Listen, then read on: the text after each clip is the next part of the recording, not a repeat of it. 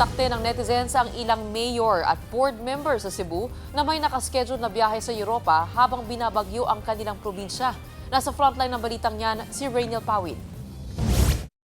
7 alkalde at isang provincial board member sa Cebu ang humiling ng Foreign Travel Authority para makabiyahe sa Europa. Base sa mga dokumento, kabilang dyan si Catmon Mayor Avis Ginoo Monleon, San Francisco Mayor Alfredo Arquiliano Jr., Tudela Mayor Greman Solante, Poro Mayor Edgar Rama, Pilar Mayor Manuel Santiago, Compostela Mayor Feli Hurquino, Liloan Mayor Aljo Fernando Frasco, at Cebu Provincial Board Member Andre Red Duterte. Biyaheng United Kingdom ang mga opisyal.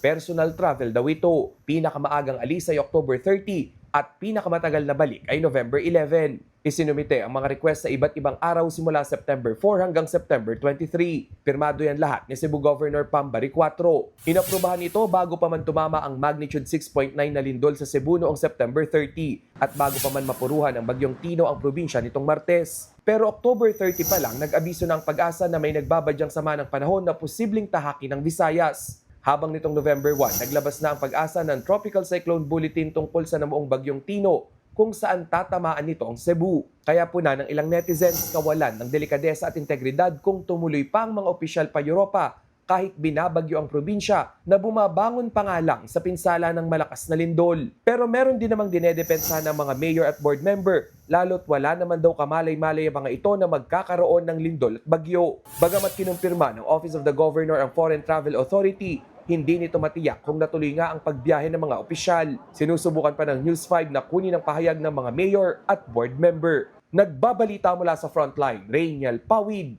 News 5. Mga kapatid, Mean Los Baños po, huwag magpahuli sa mga balita at impormasyong dapat ninyong malaman.